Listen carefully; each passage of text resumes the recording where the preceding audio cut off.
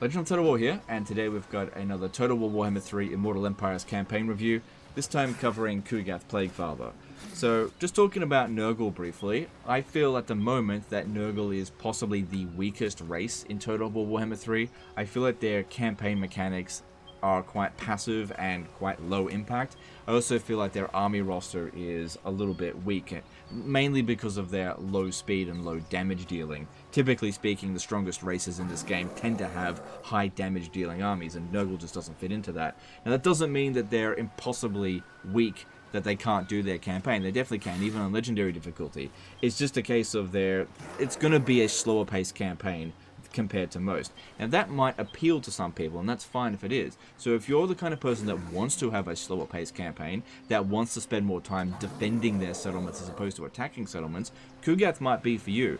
But if you're like me, wanting to be more aggressive, not wanting to be fighting defensive sieges and defensive battles, and want to be taking the fight to the enemy, Kugath's campaign doesn't really provide that kind of gameplay as much as other factions can. So it really comes down to that kind of question as to decide what you want to play. Now, as for the optimal difficulty with this, I kind of feel like this is best enjoyed on normal difficulty.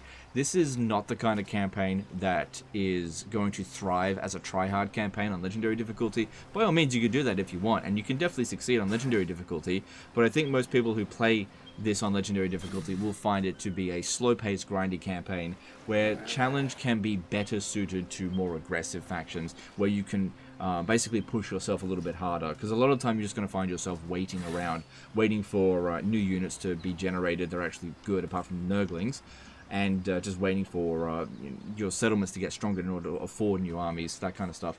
They're quite isolated overall, just not a very powerful faction. I really feel like this is the kind of race that 2 years from now, we'll look at this and it'll have 1 or 2 DLCs then, and maybe some updates, and we'll look at it completely different to what it is right now, because it really doesn't feel like it's quite fitting in with Warhammer 3 compared to the other 3 demonic races. So this review here may become quite outdated in future, but we have to wait and see what's in store for Nurgle. But for the time being, I'd say be wary about starting this campaign. It really comes down to this. Do you want to play a slow-paced campaign? Play Nurgle. You don't want to play slow-paced? Don't play Nurgle. That's all it really comes down to. Anyway, that's the end of this one here, guys. Let me know in the comments below which Legendary Lord you'd like me to cover next, which race you think is actually the weakest race in the game if it's not Nurgle. Appreciate you guys. Don't forget to subscribe, and I'll see you next time. Bye.